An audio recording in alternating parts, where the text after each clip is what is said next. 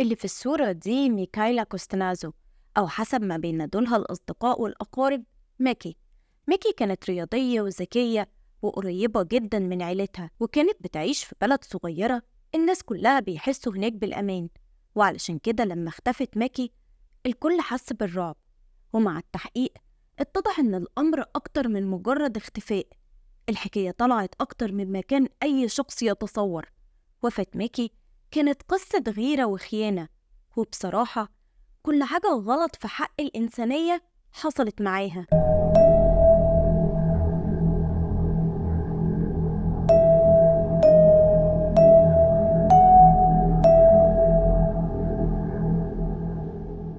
إيه اللي حصل في القضية دي من البداية؟ ده اللي هنعرفه مع بعض وإحنا بنحكي تفاصيل قضيتنا. وقبل ما نبدأ كالعادة تنوروني بالاشتراك في القناة وتصلوا على النبي في كومنت واستعدوا لتفاصيل قضيتنا.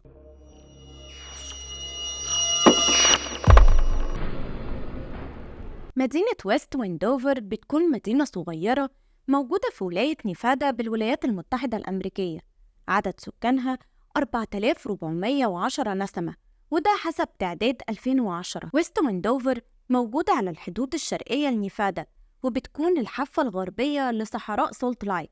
بتشتهر ويست ويندوفر بالمطاعم والكازينوهات والفنادق الضخمة زيها زي باقي مدن نيفادا. وفي المدينة الصغيرة دي الناس بيعيشوا في أمان تام، صعب تلاقي جرايم أو حتى اشتباكات. من ضمن سكان المدينة بتعيش عيلة كوستنازو المكونة من الأم سيليا وبناتها. بنتها الكبيرة اسمها كريستين ودي متزوجة، وتليها الأخت دي جي، وآخرها ميكايلا أو ميكي. ميكي الأخت الصغيرة من مواليد 1994. ميكي كانت رياضية، ورغم صغر سنها لكنها كانت ناضجة وعاقلة ومحددة أهدافها في الحياة وماشية في اتجاهها. ميكي كانت بتلاقي اهتمام من كل العيلة. أختها الكبيرة كريستين وجوزها كانوا هما المسؤولين عن توصيلها للمدرسة أو النادي، وأختها دي جي كانت تعتبر توأمها وما بيعملوش حاجة من غير بعض. وبالنسبة للأم سيليا فهي كانت معظم الوقت مشغولة في الكازينو اللي بتشتغل فيه، بس ده ما كانش بيمنعها من التواصل مع بناتها طول الوقت. كانت على علم بكل تحركاتهم ومفيش حاجة تخصهم ما تعرفهاش. بس في يوم 3 مارس سنة 2011 بالليل سيليا كانت في شغلها كالعادة، لكن القلق كان مسيطر عليها لأن ماكي بقالها فترة ما اتصلتش بيها، وآخر حاجة عرفتها عنها إنها خرجت من المدرسة وراحت للنادي. مهما كانت سيليا بتحاول تتصل بماكي ما كانتش بترد، وده زود قلقها. علشان كده اتصلت ببنتها كريستين تسألها لو كانت اتكلمت مع ماكي أو تعرف أي حاجة عنها. في الوقت ده كريستين وجوزها ما كانوش في المدينة، كانوا في لاس فيجاس، وكانت ماكي مضطرة تروح المدرسة والنادي لوحدها لحد ما أختها ترجع. كريستين لما عرفت إن ماكي اتأخرت وما بتردش كمان على تليفونها قلقت شوية، بس اديتها عذرها. يعني قالت لمامتها إنها ممكن تكون على الطريق أو مع حد من أصحابها أو مش سامعة التليفون، وطمنت والدتها وأقنعتها تستنى شوية وأكيد ميكي هتكلمها. سيليا فعلا استنت على أمل إن ميكي تتصل، بس الوقت كان بيعدي والوضع ما اتغيرش فيه أي حاجة. الوضع ده قلق سيليا وكمان كريستين، وعلشان ترتاح سيليا وتطمن على بنتها أخدت إذن من شغلها وراحت لبيتها بسرعة. وهناك لقيت دي جي قاعدة لوحدها في البيت، ولما سألتها عن ميكي طلعت برضو ما تعرفش عنها أي حاجة. في اللحظة دي القلق بدأ يتحول لرعب، ودي جي اتصلت بكل أصحابها وأصحاب ميكي علشان تسأل عنها، بس للأسف محدش كان يعرف عنها حاجة. وقتها دي جي جمعت الأصدقاء وخرجوا في كل مكان يدوروا على ميكي، بس سيليا شافت إنها مش هينفع تستنى أكتر من كده وبلغت الشرطة باختفاء ميكي. في الوقت ده ميكي كان عندها 17 سنة، والمحقق دونالد برينهام استبعد هروبها على حسب كلام والدتها عنها وإنها قريبة منها ومفيش مشاكل ما بين العيلة. وعلى بالليل كانت الشرطة فتشت المدينة كلها، ومع ذلك مفيش أثر لميكي. المحقق دونالد كان متأكد إن الوضع بالحالة دي بينبئ بخطر، ولو استنى علشان يدور على ميكي في الصحراء المحيطة بالمدينة ده هياخد وقت كبير، هو مش عارف وقتها ممكن يحصل إيه. وعلشان يوصل لميكي بأسرع وقت طلب تقرير بسجل تليفونات ميكي، ولاحظ إن آخر مكالمتها كانت لشخص اسمه كودي كاب، والمكالمات دي وقفت الساعة 5، وده وقت خروج ميكي من المدرسة. كودي بيكون صديق الطفولة لميكي، بس في الفترة الأخيرة ما كانوش بيتواصلوا مع بعض كتير. طب إيه اللي هيخليه يتصل بيها يوم اختفائها عدة مرات، وكمان يكون هو آخر واحد اتواصلت معاه، مش مامتها مثلا ولا حتى صديقها الحالي جعفر؟ يا ترى ممكن صديق الطفولة يأذيها؟ يا ترى خطفها غصب عنها وحبسها؟ يا ترى راحت معاه بإرادتها؟ كل دي استفسارات كانت بتدور في ذهن فريق التحقيق. وتاني يوم الصبح اللي هو 4 مارس كان خبر اختفاء ماكي مذاع على كل القنوات التلفزيونية، وبالنسبة للشرطة كانت أمرت بالتحقيق مع كل أصدقاء ميكي والناس المحيطين بيها. أول واحد خضع للتحقيق كان جعفر صديق ميكي، واتضح أثناء التحقيق إنه ما يعرفش أي حاجة عن مكالمات ماكي الكودي صديق طفولتها، وما يعرفش عنها حاجة أصلا من قبلها بيوم الصبح. ساعتها المحققين أمروا بإخلاء سبيله، وخضع بعده للتحقيق كودي. المحققين وقتها لاحظوا عليه التوتر والقلق، وفسروا ده بخوفه على ميكي، وده اللي أكده كودي، وقال إن ميكي مهمة بالنسبة له لأنها صديقته من الطفولة من وقت ما كانوا في الروضة، ده غير إنهم كانوا جيران. وقتها المحققين سألوه عن سبب المكالمات اللي بينه وبين ماكي قبل اختفائها على طول، وكودي قال إنه كان محتاج لها تساعده وتنقل معاه بعض أجزاء من العربية، وما كلمهاش وقت الخروج من المدرسة لأن كان معاها شخص قصير شوية وما يعرفش إذا كان جعفر أو حد تاني، وكانوا واقفين عند باب المدرسة الخلفي، وعلشان كده فضل يتصل بيها في التليفون وما تكلمش كودي في أي تفاصيل تانية. والمحققين كمان استكفوا بإجاباته لحد هنا، وأمروا بإخلاء سبيله، وكملوا تحقيق مع باقي أصحاب ماكي، وكانت إجاباتهم كلهم إنهم آخر مرة شافوها كان وقت الخروج من المدرسة. في اليوم ده وقت ما كانت الشرطة مشغولة بالتحقيق مع كل معارف ماكي، وصلت كريستين أخت ماكي من لاس فيجاس، وقررت إنها مش هترتاح غير لما توصل لأختها حتى لو كانت جثة، وأخدت عربيتها وراحت تدور في الصحراء وتتفقد الحفر اللي موجودة هناك. بس لأن الوقت كان متأخر والرؤية ما كانتش واضحة ما قدرتش توصل لأي حاجة، ورجعت لبيتها حزينة على أختها. ومعداش ساعات على وصول كريستين ووصل للشرطة بلاغ من شخص كان موجود في الصحراء، وقال إنه شاف حفرة متغطية بالحصى والأوراق المتقطعة، ولما قرب منها لقى عندها آثار اعتداء على شخص. بسرعة الشرطة انتقلت لهناك واكتشفوا إن في جثة جوه الحفرة، غالبا جثة ماكي. كريستين لما عرفت المكان اللي لقوا فيه أختها ما صدقتش إنها كانت معدية من جنبها بالليل، وللأسف ما شافتهاش. ومع إن العيلة كانت متأكدة إن الجثمان ده لماكي، لكن المحققين صمموا يستنوا لحد ما تقرير الطب الشرعي يثبت إن دي ماكي، وده كان بسبب كم الجروح والضرب اللي كان في وش ماكي، وراسها تقريبا كانت مفصولة عن جسمها. وبعد 4 أيام وصل تقرير الطب الشرعي وأكد إن الجثمان لماكي، وإنها تعرضت للضرب على الوجه غالبا بمجرفة، ده غير الجرح اللي في الرقبة اللي كان بسكين، وغالبا الرقبة اتفركت في التراب لحد ما انفصلت جزئيا عن الجسد. وأثبتوا كمان إن في آثار ربط على إيديها، وحرزوا الشريط اللي كانت مربوطة بيه. طبعا اللي جه في التقرير ده دمر عيلة ماكي أكتر ما هم متدمرين بسبب موت بنتهم. وبعد أيام ظهرت والدة ماكي على شاشة التلفزيون وطلبت من المحققين ما يقفلوش قضية ماكي، وإنهم لازم يقدموا المجرم للعدالة. وقتها المحققين كانوا فعلا عايزين يقفلوا القضية، لأنهم قالوا إن بناء على التحقيق مع الشهود الكل أثبت إنهم آخر مرة شافوا فيها ماكي كانت الساعة 5 وقت الخروج من المدرسة، وده بيدل إن في شخص غريب هو اللي خطفها وهي راجعة للبيت، وما عندهمش أي دليل غير الرابطة اللي كانت في إيد ماكي وقت العثور عليها، وده مش هيوصلهم لحاجة. لكن بعد طلب سيلي على شاشات التلفزيون رجعوا تاني للتحقيق في القضية، وقرروا تفريغ كاميرات المراقبة في مدرسة ماكي.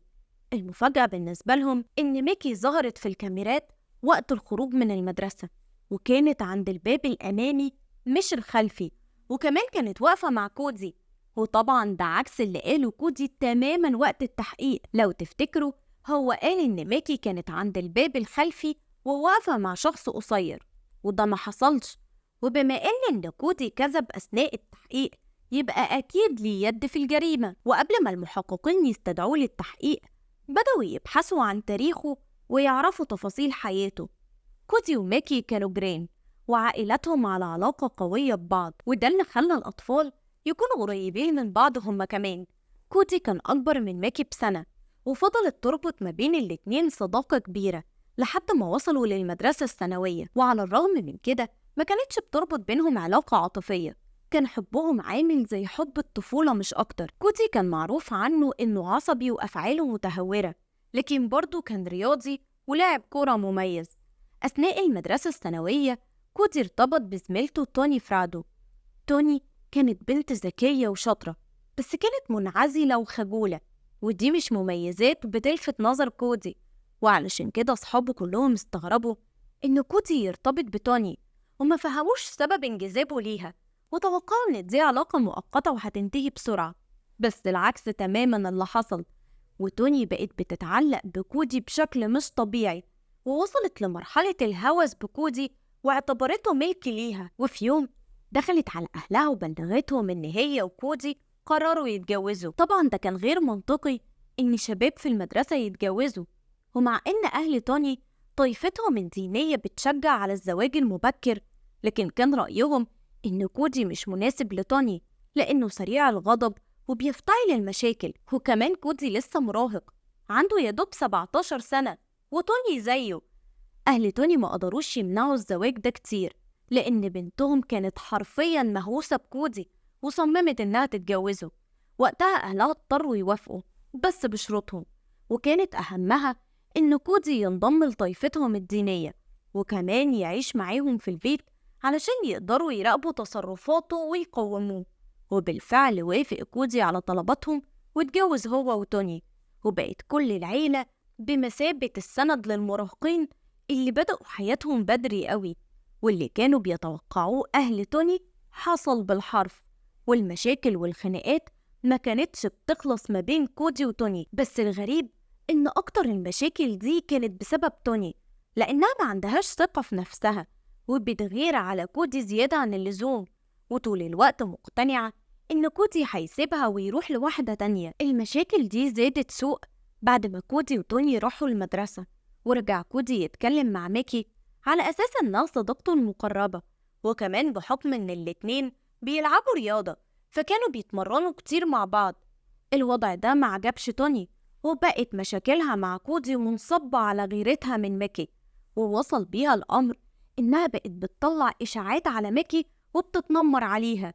واللي كان بيحصل ده كان بيضايق ميكي لدرجة إنها راحت اشتكت لإخواتها وعرفتهم إنها مستغربة من موقف توني، وإن كمان الناس مصدقاها، وقالت إن صداقتها لجافر وإنها سعيدة معاه ده أبسط دليل على إنها مش مهتمة بكودي. ورغم كل اللي كانت بتعمله توني، ميكي ما قطعتش علاقتها مع كودي، وكانت بتفكر في طريقة تصلح بيها الوضع مع توني. لكن اللي خلى ميكي ما تكلمش كودي هو إنه في مرة حاول يهزر معاها بطريقة غبية شوية، وجا من وراها وهي مش شايفاه وجرحها بسكينة في دراعها. وقتها ميكي اتضايقت وقررت إنها ما تكلمش كودي تاني، لأن اللي عمله معاها مش هزار، وقالت إن توني حولته لشخص مجنون. المعلومات دي اللي كانوا وصلها المحققين عن حياة كودي، وبسرعة استدعوه للتحقيق، وهم تقريبا عارفين كل حاجة عنه. وأول حاجة عملوها واجهوه بالفيديوهات اللي صورتها كاميرات المراقبة في المدرسة. وقتها بدأ على كودي التوتر، وما كانش عارف يسيطر على حالة القلق اللي ظاهرة على وشه، بس برضه مرضاش يتكلم ويقول ايه اللي حصل لميكي. ساعتها المحققين سابوا كودي مع باباه لفترة، وطبعا رجال التحقيق كانوا بيصوروهم، وعرفوا ان والد كودي كان بيقنع ابنه يعترف باللي حصل قبل فوات الأوان. وبعد ما رجع كودي للتحقيق، اعترف ان هو السبب في موت ميكي، وادعى ان ميكي كانت بتحاول طول الوقت تقنعه يسيب توني ويرتبط بيها، بس هو ما كانش بيوافق. ويوم الحادثة ركبت معاه عربيته واتكلمت معاه تاني وطلبت منه يرتبطوا لأنها بتحبه. ولما رفض كودي اتخانقت معاه، وده اضطر يوقف العربية وينزل منها. ساعتها نزلت له ماكي وهجمته، وهو بيصد ضرباتها ضرب راسها بالغلط وللأسف ماتت. طبعا الرواية اللي قالها كودي ما كانتش بتفسر كل الضربات البشعة اللي تعرضت لها ماكي، والمحققين كانوا عارفين إن في رواية تانية حقيقية لسه كودي ما استجمعش شجاعته علشان يحكيها. وطبعا وقتها أمروا بالقبض على كودي بتهمة القتل من الدرجة الأولى، ودخل السجن لحد ما يتم عرضه على المحكمة. ساعتها والد كودي وكله محامي، واللي كان الأستاذ جون أولسون، وده معروف بمهارته في قضايا القتل وإنه بيقدر يبعد المجرمين عن حكم الإعدام. جون وقت التحقيق قال للمحققين إن اللي ارتكب الجريمة دي أكيد شخص بيكره ميكي، ومش ممكن يكون كودي لوحده. الكلام ده لفت نظر المحققين لتوني، وفعلا جون كان يقصدها. ومن هنا كل واحد فيهم مشى في طريق. يعني جون استغل إن والد توني مسافر، وطلب من والد كودي يروح لتوني ويحاول يعرف منها إيه اللي حصل يوم الجريمة. في نفس الوقت المحققين كانوا بيراجعوا كل تسجيلات المكالمات والمقابلات اللي ما بين كودي وتوني من يوم ما اتحبس، ولاحظوا إنها الوحيدة اللي ما سألتهوش هو ليه قتل ميكي. ده غير إنها دايما كانت بتوعده إنها مش هتسيبه وهتفضل واقفة جنبه. في اللحظات دي كان والد كودي راح لتوني بيتها وعرف إنها كانت مع كودي وقت الجريمة، وقبل ما تكمل كلامها أخدها زي ما هي بالبيجامة لمكتب جون المحامي، وطلب منها تحكي له كل اللي حصل بالتفصيل. توني وقتها عرفتهم إن يوم الجريمة كودي كان معاه عربية، وأقنع ميكي إنه يوصلها، وبعت لتوني رسالة مكتوب فيها إن ميكي معاه ولازم يقتلوها. وبعد شوية استنى توني لحد ما وصلت له، وتحركوا هما التلاتة ووصلوا للمكان اللي موتوا فيه ميكي. هناك ميكي كانت متضايقة إن كودي أخدها للمكان الغريب ده، ونزلت اتخانقت معاه. وفجأة وقف صوتهم، وتوني سمعت صوت خبطة جامدة جدا، ولما راحت عند كودي لقيته ضرب ميكي بمجرفة ووقع على الأرض فقد الوعي. في الوقت ده كودي وتوني اتناوبوا الضرب على ميكي وكتفوا ايديها ودفنوها في حفرة صغيرة وهربوا من المكان. طبعا توني كانت بتحكي التفاصيل دي لجون ووالد كودي، وكانت فاكرة ان الدار امان، وما كانتش تعرف ان جون سجل كل كلمة قالتها وبعت شريط التسجيل للمحققين.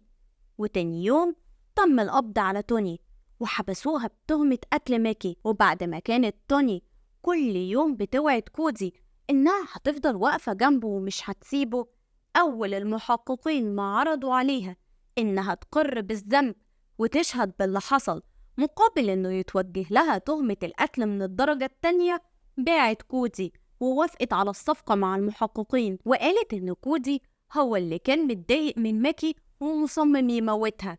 ولما راحت معاهم للصحراء كودي طلب منها تراقب الطريق، وهو اللي ضرب ميكي بالمجرفة، وبعد ما فقدت الوعي حفر قبر علشان يدفنها فيه.